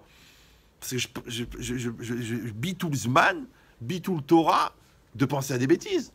Là, c'est l'inverse. Les gens, ils font des efforts énormes pour devenir idiots. Et ils réussissent. Et de temps en temps, quand tu leur dis, tu sais, il faut réfléchir, il faut penser à ton avenir, il faut préparer ton truc. Ah non, non, ça me saoule, ça me prend la tête, j'ai pas les nerfs, oh, tu me casses, laisse-moi vivre, tu m'étouffes. C'est que tellement les gens ils sont habitués à être bêtes que d'être intelligent ça devient saoulant. Alors qu'en vérité c'est le contraire. C'est que la personne elle devrait être tellement intelligente que j'en pense des temps de temps en temps elle va faire l'ahmara. Tu vois, tiens je vais me détendre un peu, je respire un peu. Bizarre non? Alors je te dis, je répète. Comme disait le Rav Colombo, si vous l'avez connu, à chaque fois que tu fais quelque chose, tu réfléchis à qui profite le crime. Comme ça qu'on trouve le criminel. À qui profite le crime? Qui ça intéresse que tu sois bête? Qui ça intéresse que tu n'aies pas confiance en toi? Qui s'intéresse que tu n'aies pas d'estime personnelle? Qui s'intéresse que tu n'aies pas d'ambition? Qui s'intéresse? Tes parents? Mais tu rigoles, ils rêvent de ta réussite. Qui? Toi, au fond de toi, au fond, tu veux être quelqu'un de bien. Alors, c'est qui s'intéresse? Il n'y a que l'Yetzirah. C'est le seul. C'est la gratuité de la lourdeur. Tu dis, mais la preuve, c'est que toi-même, tu vas te surprendre avec tes enfants à leur dire, mais ne perdez pas votre temps, mais travaillez à fond, travaillez le Kodesh, travaillez le Chol, allez-y, travaillez, parce que vous ne savez pas de quoi la vie elle est faite. Je comprends pas. Cette maman-là qui est en train de parler à sa fille, Ouais, à l'époque, elle n'aurait pas pu se parler à elle-même. C'est ça que j'ai dit 1 million de fois, avant d'éduquer l'enfant qui est devant toi, il faut que tu éduques l'enfant qui est en toi. Maintenant, je sais que d'un autre côté, vous êtes jeune. C'est quoi la moyenne? 18? 17? 17, c'est tov. Ouais. Donc, d'un côté, vous n'avez pas forcément les compétences, parce que vous êtes jeune. Mais de notre côté, vous avez la pureté, parce que grâce à Dieu, vous êtes préservé. Or, la pureté, elle fait gagner du temps dans la maturité. Parce que celui qui est tordu dans sa tête, il met des années à comprendre. Mais celui qui est pur, il peut aller à la vitesse de la lumière. C'est-à-dire que vous avez un sentiment de pureté. Vous sentez que cette prof, elle est bien, que ce rav, il est bien. Vous le sentez. Mais vous ne comprenez pas tout ce qu'il dit, mais vous sentez que c'est important. Ouais, vous sentez la Messirut Nefesh, vous sentez les efforts, vous sentez la vérité, vous le sentez. Vous ne le comprenez pas encore, mais vous le sentez. Donc il y a un moment, tu le fais parce que tu sens, et après tu le fais parce que tu comprends. Mais si à l'époque de sentir, franchement, je peux pas le sentir. Ou je le sens pas. Ouais. Et après, au moment de comprendre, ouais, mais ça me saoule. Donc en fin de compte, t'étais jamais là, toi. Au moment d'écouter tes sentiments, t'étais pas là. Et au moment de réfléchir, ça te saoule. Donc c'est quand que tu vis. C'est pour ça que c'est très très important, encore une fois, jour après jour, de fabriquer cette personne-là. Parce que c'est marqué Ayu nivzim be'enehem. Si les Égyptiens ont réussi à les rendre esclaves, c'est parce qu'ils étaient méprisables à leurs yeux. Maintenant, pour pas être méprisable à tes yeux, il faut que tu aies de la valeur. C'est de la valeur. Ouais. C'est quoi la valeur? Alors, je vous donne un exemple. Vous savez, des fois, tu dis à quelqu'un, tu sais quand même, regarde, ça fait 10 ans de mariage, vous avez 6 enfants, tu pourrais faire des efforts, aller voir un rave, aller voir un thérapeute. Oh non, de toute façon, j'ai rien à perdre. De toute façon, j'ai rien à perdre. Ah, d'accord. Après, tu dis, bon, mais quand même, cette société, tu as quand même mis 70 000 euros. Ça vaut la peine de se battre encore un peu. Peut-être tu peux changer de truc, peut-être tu peux changer de local, peut-être tu peux changer de produit. Ah non, j'ai rien à perdre. Bon, mais toi, regarde tes parents, ils t'aiment et tout ça. Et puis, tu sais, ils sont pas jeunes, on sait jamais. Tu veux pas te réconcilier avec eux. Non, j'ai rien à perdre. Bon, mais toi, personnellement, je comprends pas, mais tu veux pas faire tchouva, ça y est, t'as fait toutes les bêtises du monde. T'es un gars de valeur, t'es un mec intelligent. Oh, de toute façon, j'ai rien à perdre. Non, mais de toute façon, là, regarde, tu te dévalorises, tu te fracasses, tu te détruis. Ouais, mais de toute façon, je m'en fiche, je me laisse aller. Puis si je meurs, je meurs. De toute façon, il faut bien mourir. Hein. De toute façon, j'ai rien à perdre. Facteur commun entre toutes les situations que je viens de vous citer, j'ai rien à perdre. Donc, ton vrai problème, c'est que tu n'as rien à perdre. Ça va? Maintenant, imagine-moi, j'ai écrit ma société. J'ai mis 20 ans. J'ai démarré avec un petit local, Khanawa, et maintenant, elle fait 1 million d'euros par semaine. Toi, tu rentres chez moi et tu me dis, dégage, je prends la société. Je te laisse faire ou non? Non, oui, non. Non, pourquoi? J'ai quelque chose à perdre. D'accord? Donc si quelqu'un maintenant, il me manipule, il me tient par les oreilles, il me détruit, il abuse de moi, physiquement, comment je peux faire ça? Mais comment je peux me laisser aller? Comment je peux laisser me traiter comme ça? Comment je peux laisser m'utiliser? Comment c'est possible? Tu sais pourquoi? Parce que tu n'as rien à perdre. Donc en vérité, il y a une espèce de course contre la montre que, en même temps que tu t'investis dans la vie, en même temps, il faut capitaliser ta personne pour avoir quelque chose à perdre. Comme je leur dis au Khatan Kala, au mariage, je leur dis, voilà, Choupa, démarrage, starting block, d'accord? Vite, vite, vite, qu'est-ce qu'il faut faire? De la gentillesse, de la douceur, de la bonté, de la communication, de la finesse, de la remise en cause, des pleurs, des rires, de l'intimité, pour vous capitaliser, capitaliser, capitaliser. Comme ça, quand le Satan il va venir, oh, elle est en retard, oh, elle n'a pas dit Shabbat Shalom à ma mère, oh, il a oublié mon anniversaire, bah, tu diras, j'ai 100 kilos de bien et 10 grammes de mauvais, pas de problème. Pourquoi? Parce que j'ai quelque chose à perdre. Mais qu'est-ce qu'ils font les gens? Non. Hein. Bonjour, au revoir, bonsoir. On regarde un film. Non, on étudie la Mishnah. Bon, allez, à demain, bonne nuit. Ils capitalisent pas. Ils capitalisent pas. Ils capitalisent pas. Du coup, le jour où il y a un choc, il n'y a rien en face. C'est pour ça qu'il y a des gens comme ça, ils se lèvent un matin, ils disent, bah, écoute, je t'aime plus, on arrête là. Tu vois avec l'avocat, tu dis, attends chérie, c'est 28 ans de mariage. 7 enfants, 3 bar mitzvah. Tu peux partir comme ça, toi? Bah oui, tu sais quoi, je ressens plus rien. Peut-être t'as jamais ressenti. Peut-être tu t'es même pas marié. Ça va? Tu dis, c'est horrible. Razé Shalom, c'est petit nous.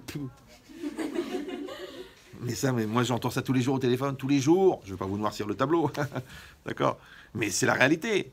Maintenant, quelle différence avec la personne pareil? Moi, je vois une fille de séminaire. Elle me dit, écoutez, Rav Chetrit, j'étais à la fac et je suis tombée amoureuse d'un gars qui, comme moi, du Moyen-Orient, mais pas du bon côté. Je lui dis, enfin, t'es une Bat Israël. T'as fait 2 ans de séminaire. Ouais, mais il est gentil, il a des midotes, j'ai pas trouvé ça dans les Shidduchim. Je dis, mais ça me dérange pas. Ça me dérange pas, ouais. Mais je me demande, quelle estime de toi-même tu as pour penser que c'est normal? Quelle estime de toi-même tu as pour penser que c'est pas grave? Et que bon, de toute façon, les enfants sont juifs. C'est bizarre ce calcul. T'es tellement bas, t'es tellement nul que ça te dérange pas. Vous me suivez ou non? C'est-à-dire au-delà de la Vera, parce que même la Vera, il faut la madriga de la Vera. Je dis, ça assourd, mais attends. Mais déjà au niveau humain, au niveau personnel, d'accord, tes parents, ils ont investi 23 ans chez toi, et toi, tu te soldes. C'est comme tu prends une robe de haute couture, d'accord, qu'il y a eu 4000 heures de broderie. 4000 heures. Vous savez, quand il y a des robes qui coûtent 120 000, 150 000 euros. La broderie, c'était rien que la broderie, c'était 6000 heures de broderie. Et toi, tu viens, tu dis, écoutez, de toute façon, le défilé, il est passé, vous pouvez me la vendre à 20 euros? De toute façon, elle va rester à prendre la poussière là-bas. L'autre, il dit, mais c'est de la haute couture. C'est de la haute couture. Ouais, mais on peut trouver l'équivalent en Chine. Ouais, va en Chine, achète-la. Elle est faite à la machine, elle est faite automatiquement. Elle coûte 20 euros. Mais celle-là, elle coûte 130 000 euros.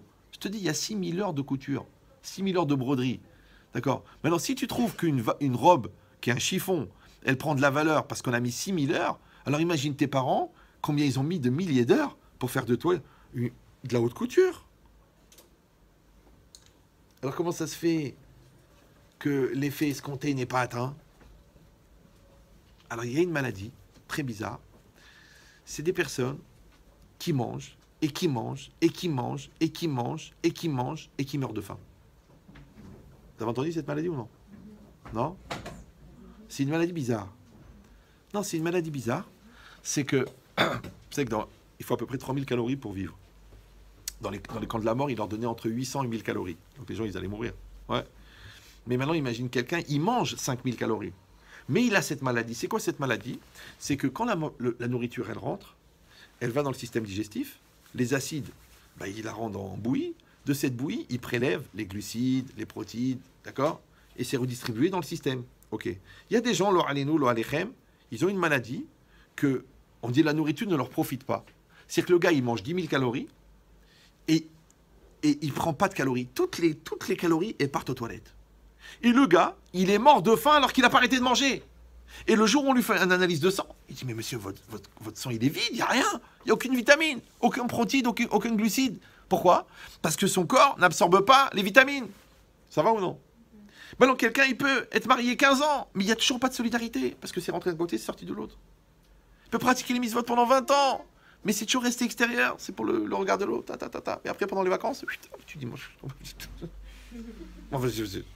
c'est quoi ce maillot de bain? C'est quoi cette plage? Ah, mais c'est de la vitamine D. Et je comprends pas, 50 séminaires, ouais, mais je comprends, il fait chaud. Les collants, franchement, c'est compliqué.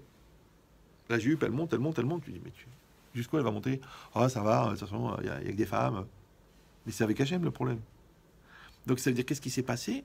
Que la personne, au fond, elle a vécu la Torah, elle a vécu le mariage, elle a vécu l'éducation. Mais c'est rentré d'un côté, c'est sorti de l'autre. Elle n'a pas profité pour devenir. Or, si on réfléchit bien, on a dit, c'est quoi la vie? La vie, c'est passer du potentiel au réel. C'est exister. Mais l'épreuve, c'est la même chose. Une épreuve, c'est quoi? C'est fait pour grandir. Maintenant, quand tu fais une épreuve de maths, c'est pas que le prof, il veut t'éprouver. C'est que toi, tu vas te prouver à toi-même que les maths, tu les as intégrées. La leçon, tu l'as intégrée. La preuve, tu arrives à faire l'épreuve. D'accord? C'est pareil. Hachem, toi, tu as appris qu'il ne faut pas voler. Il va te faire une épreuve de voler. Et toi, tu voles pas. Quand tu voles pas, qu'est-ce que tu as fait? C'est pas que tu n'as pas transgressé la Torah de ne pas voler. C'est que tu as atteint un niveau de maturité où la chose de voler, elle est exclue pour toi. C'est pour ça que quand je vois des gens des fois coléreux, ou des gens menteurs, ou des gens méchants, je leur dis, vous mangez du cochon? Il me dit, mais ça va pas la tête. Je dis, mais khalouf, mangez du khalouf? Mangez du cochon? Enfin, c'est assourd. Non, mais c'est vrai. Vous mangez pas de cochon? Non. Un soir à Saint-Étienne, à minuit et demi, à la gare, il n'y a plus rien à manger. Il reste au bar, il reste un sandwich jambon beurre. Vous l'achetez pas? Il me dit, mais ça va pas la tête? Attendez, j'ai fait 50 collèles. J'ai jamais vous mangez du cochon? Non. Ok, enlevez le beurre. Il reste, comme ça, c'est pas bassavé halal. Il me dit, mais je mange pas du cochon, je mange pas du cochon. Pour 1 million d'euros, vous mangez pas du cochon? Tout seul en cachette. Allez, on va dans un petit hôtel à 50 km de Las Vegas. Je vous donne un morceau de cochon. Vous le mangez pour 1 million de dollars? Il me dit, mais même pas en rêve. Ah d'accord. Je dis, pourquoi vous êtes coléreux alors? C'est comme le cochon. Pourquoi vous manquez de respect à votre femme? C'est comme le cochon. Pourquoi pour le cochon, c'est chas v'shalom, même pas en rêve? Et pour la colère, c'est comme les gens qui veulent aider Ashgachot. Je mange pas cet Ashgacha, je mange pas cet Ashgacha, je mange pas cet Ashgacha. Je dis, mais quel Ashgacha t'as mis sur tes midotes? Quel Ashgacha? Tu fais en temps public à quelqu'un, c'est quel Ashgacha ça, c'est quel Ashgacha ça? Ah, parce que Makpi d'Ashgachot, ça veut dire que tu dois avoir une Ashgacha de folie pour te permettre de faire un truc pareil, non? Encore une fois, le problème, il n'est pas seulement l'acte en lui-même. C'est que la personne, à ce moment-là, elle arrive à vivre entièrement son incohérence sans être dérangée. D'accord? Donc ça veut dire que son signal d'alarme, il est éteint. La personne à l'intérieur qui lui dit c'est pas bien, elle n'est pas là, puisqu'il le fait tranquille. Donc ça veut dire qu'à l'extérieur, il a un certain âge, mais à l'autre, à l'intérieur, il en a un autre. Je vous dis tout de suite, en psychiatrie, ça s'appelle bipolaire ou schizophrène. Ouais, nous, on appelle ça rachat, ou on appelle ça non évolué, non construit. La personne n'est pas construite. Ouais. Donc vous avez compris qu'il y a une espèce de course contre la montre. Que plus tu vas grandir, plus tu vas avoir des choix importants, plus tu vas avoir des épreuves, et plus il va falloir répondre à l'épreuve. Mais pour répondre à l'épreuve, il faut que tu grandisses. Or, la seule manière de grandir, c'est les épreuves. C'est comme si ta mère, elle vient voir la directrice et dit, écoutez, franchement, la vérité, c'est une fille intelligente, 6e, 5e, 4e, 3e, ça sert à rien. L'année prochaine, en 6e, elle fait bac blanc, et en 5e, elle fait le bac complet. Ouais, c'est vrai, pourquoi elle va perdre son temps? C'est vrai, comme ça, à 13 ans, elle rentre au séminaire, à 14 ans, la marie, comme la grand-mère, au Maroc. Elle a dit, excusez-moi, mais je crois qu'en 5e, elle ne sera pas prête pour le bac. Mais vous sentez le côté débile, non? Oui, non. C'est un peu débile de dire, je vais passer le bac en 5e.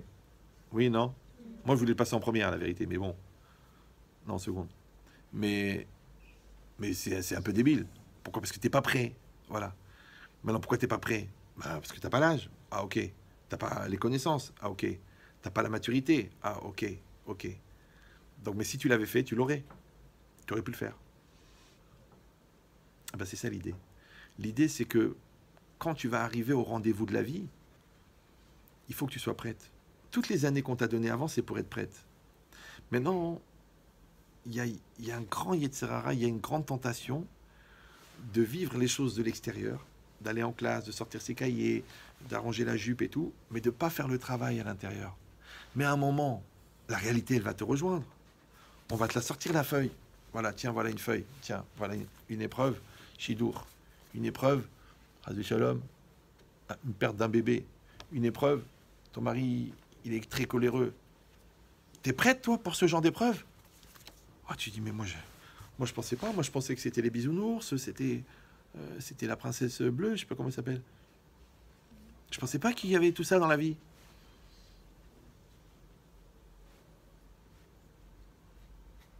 Et les goïms, ils disent, tu prépare-toi au pire pour apprécier le meilleur. Il ne faut pas rentrer dans une logique négative. Mais vous faites vos exercices. D'accord?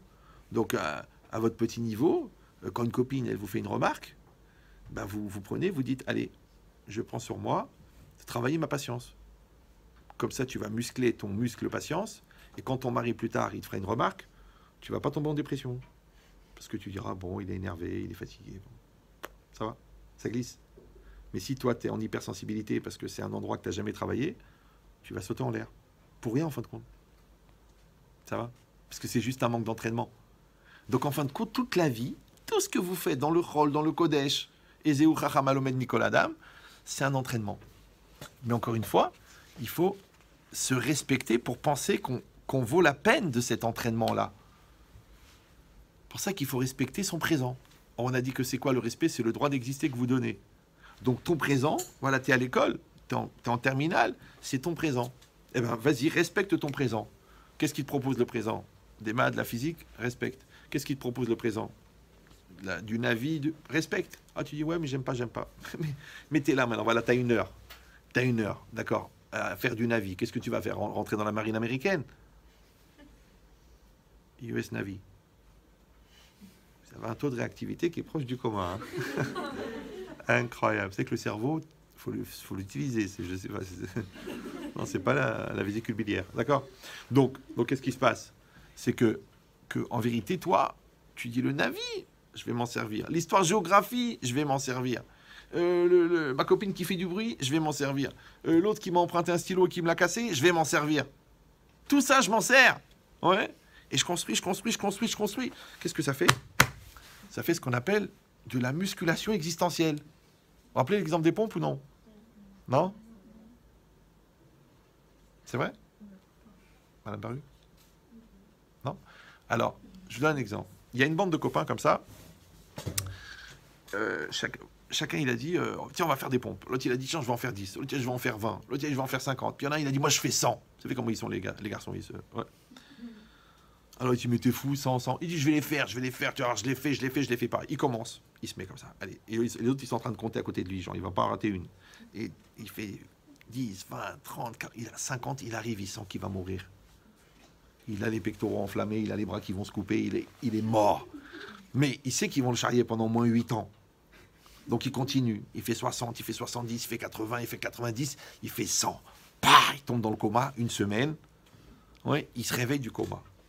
Il est seul dans la chambre d'hôpital, il réfléchit. Il dit, ok, je me suis engagé à faire 100 pompes. Ok. Les pompes, ça développe la musculation. Ça s'appelle la musculature d'ailleurs. Les 50 premières pompes, je les ai fait avec mon corps. Donc j'ai musclé mon corps. Mais les 50 d'après, mon corps il était mort. Donc j'ai pas musclé mon corps. Donc j'ai musclé ma volonté. Parce que j'ai eu la volonté de terminer les 100. Ça va? Voilà. Donc ça s'appelle, ce que moi j'appelle de la musculation existentielle. Donc tu sais quoi? J'aime pas cette matière. Mais je vais la travailler. Pourquoi? Parce que je veux pas faire ce que j'ai envie. Je veux faire ce que je veux et ce que je dois. Et je vais le faire. Moi, par exemple, j'étais très très bon en français, en littérature, en philosophie. Mais vous savez combien j'ai avalé des annales de maths? Exprès. Je dis, mais t'es un malade, t'es un maso. Tu pourrais faire une carrière dans le littéraire. Mais je voulais pas que la partie de mon cerveau mathématique, elle soit développée, philosophique, et la partie mathématique, Brel. Non, universel, ça veut dire que ton cerveau, il marche des deux côtés. Parce que de toute façon, des maths, il y en a partout, et de la philosophie, il y en a partout. Et il y a de la philosophie dans les maths, et il y a des maths dans la philosophie. Comment tu peux séparer, toi? Ça va? Donc tu te sers. Des fois, je vais faire une conférence. Ouais. Le gars, il n'a pas fait la publicité. Il m'a dit, je t'en prie, viens, c'est pour faire un appel par la yeshiva. Je t'en prie, tu viens. J'arrive, il y a 3 personnes. 3 personnes, je viens. 3 personnes. Je me rappelle, c'était à Rony. Bon, le mec qui a organisé, je fais, moi, je vais faire mon cours, mais toi, tu n'aurais pas pu faire la pub. Bah, mais à Moussaf, je leur ai dit qu'il y avait cours ce soir. Je peux pas lui souhaiter de mourir cette année, puisqu'il est déjà mort. D'accord, mais... Non, j'exagère. Alors, dans ma tête, je me dis, tu sais quoi, je vais leur donner des CD, comme ça, puisque déjà, l'ambiance est mortelle, donc des CD, ouais. Je leur donne, ils sont 3, je leur donne à chacun, je me casse. Pourquoi je vais passer un Motsai Shabbat avec ma famille, que je suis en train de faire le brel avec 3 personnes. De toute façon, je vais te faire un cours, tu peux remplir la salle mieux qu'à Kippour. Je dis non, je reste et je fais un cours meilleur. Même si vous, non. Un défi, meilleur. D'accord? Ça veut dire quoi? Ça veut dire que l'opportunité, elle est mauvaise, mais toi, tu en fais une bonne opportunité. Il y a une erreur, tu en fais une expérience. D'accord? Il y a une matière que tu n'aimes pas, tu fais de la musculation. D'accord? Il y a une personne qui te saoule, tu fais de la musculation de savlanout, de patience. T'as pas envie de réfléchir, tu refais tout le sujet à l'envers, à l'endroit. Exprès! Parce que tu vas être fort. Ça s'appelle respecter ton présent. D'accord? Respecter ton avenir, puisque le respect, on a dit que c'est le droit d'exister. D'accord? Donc, toi, tu vas réfléchir. Pourquoi j'aurais pas des grandes ambitions? Il faut avoir des grandes ambitions dans la vie. Ouais. Parce que qui peut le mieux, peut le moins. Prends une grande ambition. Tu veux faire chirurgien? Vas-y, ambitionne. Tu veux être directrice d'un séminaire? Ambitionne. Tu veux être agrégé de mathématiques? Ambitionne. Non, tu dis non, vous savez, moi je veux un truc facile, un truc en 2 ans, un truc en 1 an, un truc en 3 mois. Mais moi, un truc en 3 secondes, moi. Tiens, prends un balai, regarde comment il faut faire. en trois secondes. Ouais. Mais non, quand toi, tu es un génie en mathématiques, tu peux repeindre des bateaux. Mais quand tu repeins des bateaux, tu peux pas faire des équations, bah, c'est comme si veut ou non. C'est dire pourquoi? Parce que tu prends une carotte, que tu veux grandir, tu veux faire des choses grandes. Maintenant, même si tu fais la moitié de ce que tu as ambitionné, ouais, tu as fait quand même quelque chose de grand. Mais qu'est-ce que tu fais l'inverse? Les tsars, ils disent, allez, ça sert à rien, c'est nul, c'est trop difficile. Tu vois des gens comme ça, ils sont dans le limoud, après ils veulent plus le limoud. Mais entre-temps, ils s'étaient dégoûtés du chol. Du coup, ils sont dégoûtés du chol et du limoud, ils restent chez eux comme ça à faire des jeux vidéo. Tu dis, mais c'était ça le projet? Non, tu dois avoir de l'ambition. De l'ambition, ouais. Tu dois dire, je vais finir le chat, je vais être Dayan. Ah, finalement, j'ai à peine réussi à mettre Maggie Chiour. Mais c'est extraordinaire. Parce que tu avais une grande ambition. Mais si tu as une petite ambition, comment on appelle avoir de la grande ambition? Avoir le respect de son futur. Vous me suivez ou non? Il faut aussi respecter son passé.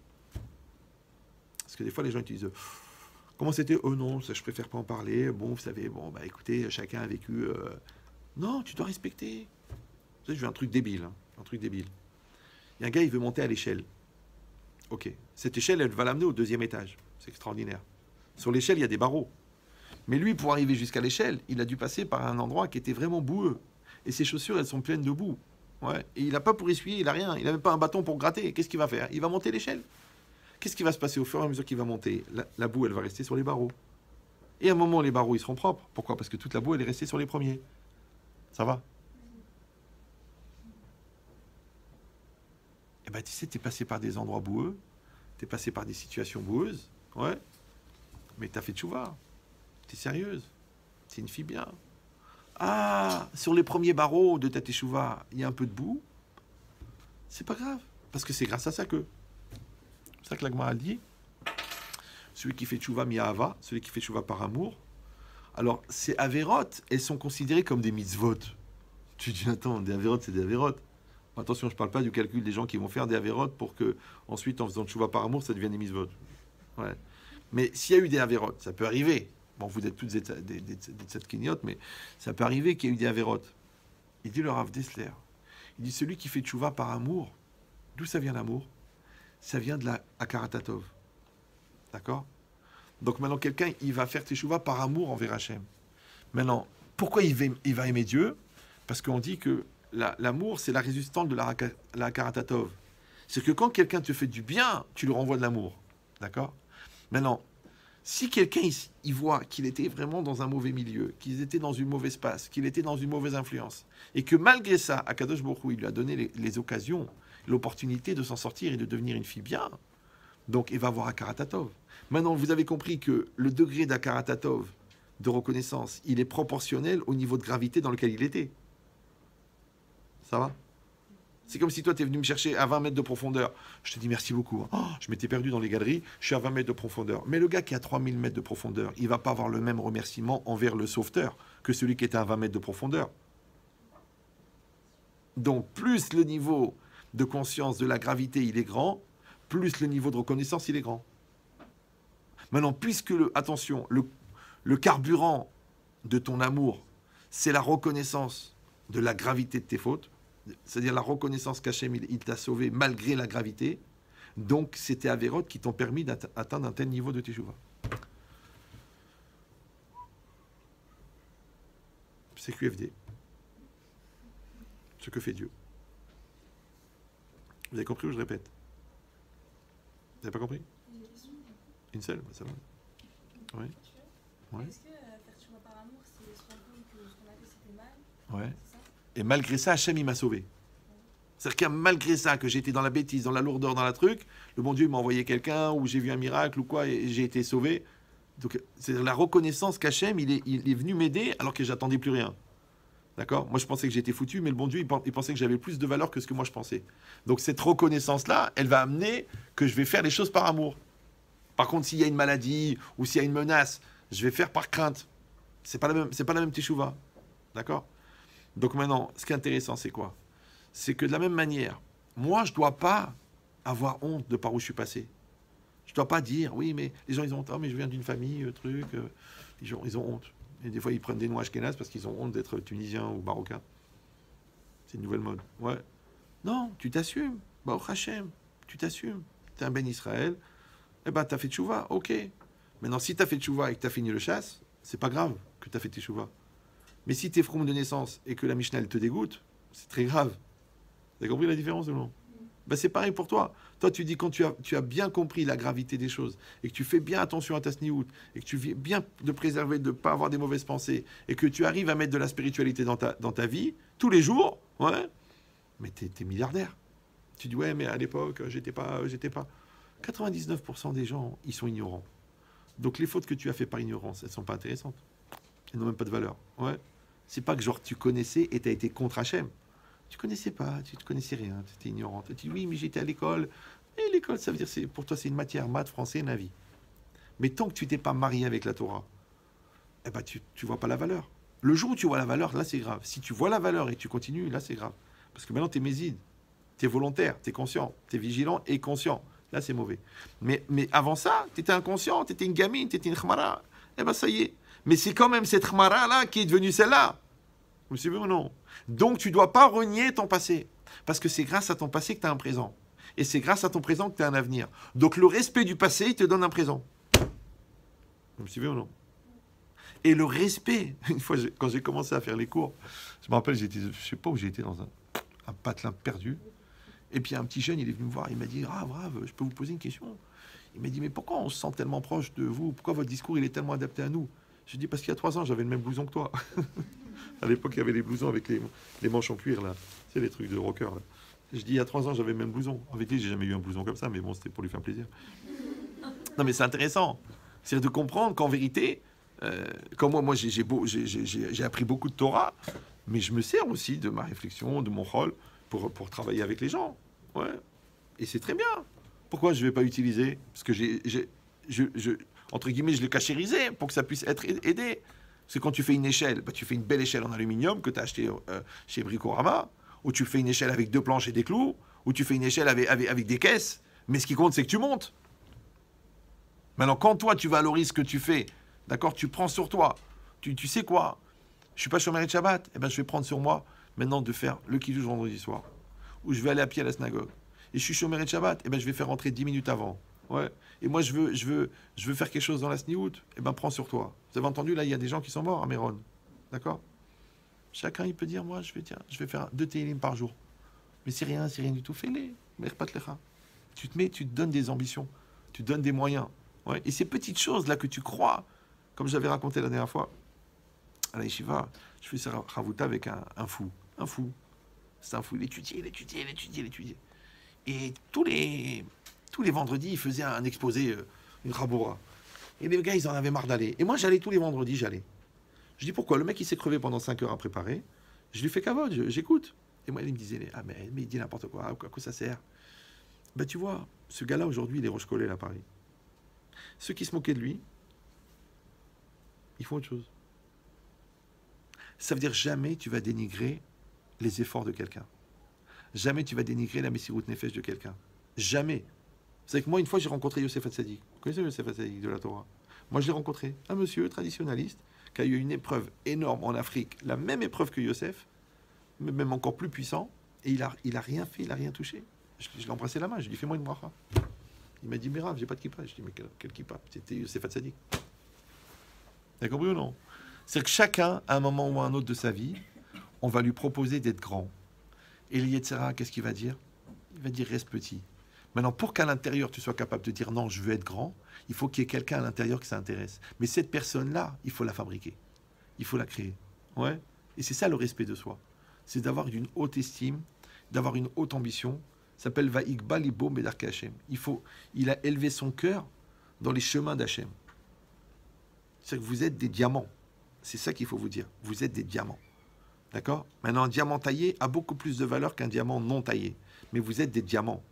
Maintenant, le Yetzirah, il va vous dire que vous êtes des cailloux, que vous êtes insignifiante, que vous n'êtes pas intelligente. Non, vous êtes des bénotes Israël. Vous avez des neshamot extraordinaires.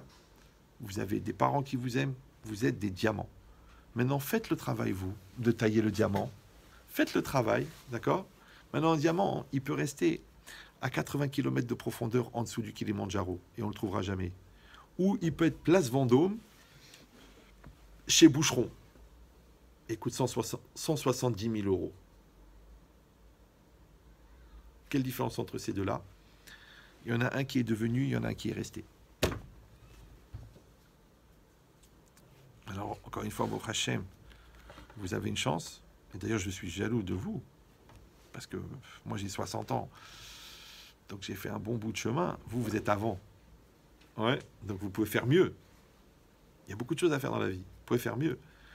Et pour ça, il faut avoir cette ambition-là. Ouais. Alors, il dit le Ramban, quand Akadosh Baruch Hu, il a demandé au Béné Israël de fabriquer le Mishkan, de fabriquer les ustensiles pour le Mishkan, il dit le Ramban, il n'y avait pas parmi eux des gens qui savaient travailler l'or, qui savaient faire de la tapisserie de haut niveau, qui savaient tailler les pierres et les diamants. Il n'y avait pas. Alors comment ils ont fait? Regardez le langage du Ramban, il est violent. Il dit Aval matza betivro sheyada la asotken. Il a trouvé dans sa nature qu'il savait faire cela. Va ikba libo bedarke Hashem. Lavo el Moshe Lomar. Il a élevé son cœur dans les chemins d'Hachem. Lavo el Moshe pour venir chez Moshe Lomar et dire Ani ose kol asher adoni dover. Je vais faire tout ce que mon Seigneur va me demander. Ça veut dire que, en vérité, c'est un peu dur à comprendre, mais on n'a pas besoin des compétences. On a besoin des volontés. Mais la volonté, elle donne la compétence. Ça va? Maintenant, il y a des gens qui ont les compétences. Ils ont même les connaissances. Mais comme ils n'ont pas confiance en eux, ils n'ont pas le respect d'eux-mêmes, ils font rien. C'est comme si toi, tu es une très bonne élève, tu connais tout, mais quand tu arrives à l'examen, tu as le syndrome de la feuille blanche. Vous connaissez cette maladie? C'est des gens, ils voient la feuille blanche comme ça. Mais tout dans la tête. Après, tu sors de l'examen. Alors, comme j'ai rien fait. Mais c'est quoi la réponse? C'est ça, c'est ça. Quand tu veux connaître tout, pourquoi t'as pas écrit? C'est là, elle a la connaissance, elle n'a pas la confiance. C'est là, elle a la confiance, elle n'a pas la connaissance. Les deux facettes du mal. Ouais. Il faut la connaissance, il faut la confiance. D'accord? Donc, tu vas développer ta personne. Quand tu vas arriver au Shidour, tu sauras que tu as une valeur. Donc, on ne va pas te présenter n'importe qui. D'accord? Tu vas faire ton séminaire, tu ne vas pas aller n'importe où. Parce que tu sais que tu n'es pas n'importe quoi. Après, tu voudras faire des études, tu ne vas pas faire du bidon. Parce que tu penses que tu es quelqu'un de valeur qui peut produire quelque chose de grand. Ouais. Après, tu vas rentrer dans une famille, tu peux avoir de l'ambition. Pourquoi? Parce que tu dis pas, je suis rien, qu'est-ce que je suis rien. Non. Donc, tout ce que tu as gagné en valorisant ta personne et tout ce que tu as perdu en dévalorisant ta personne. C'est que peut-être même, tu peux même vivre une vie qui n'est pas la tienne. La preuve, c'est que je vous dis, les gens, ils arrivent à une frustration, qu'ils ont eu l'impression qu'ils n'ont pas vécu leur vie, qu'il a dit, ah, si j'avais su ça quand j'avais 18 ans, si j'avais su ça quand j'avais 17 ans. Qu'un gars de 45 ans, il me dit ça, c'est vrai, ça fait de la peine. Mais qu'une personne de 17 ans, elle me dit, ah, à quoi ça sert?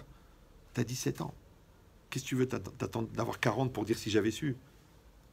Donc là, on fait l'inverse. Moi, je vous le dis, les choses. Moi, je vous donne. D'accord? Je vous donne les connaissances. Je vous donne les énergies.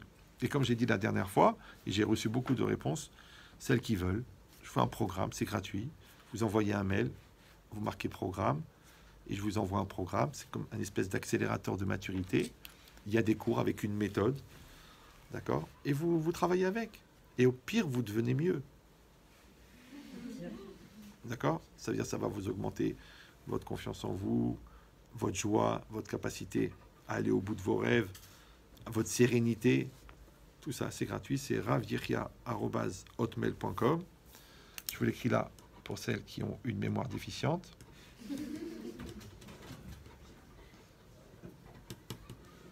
Voilà. Alors, il y a des questions?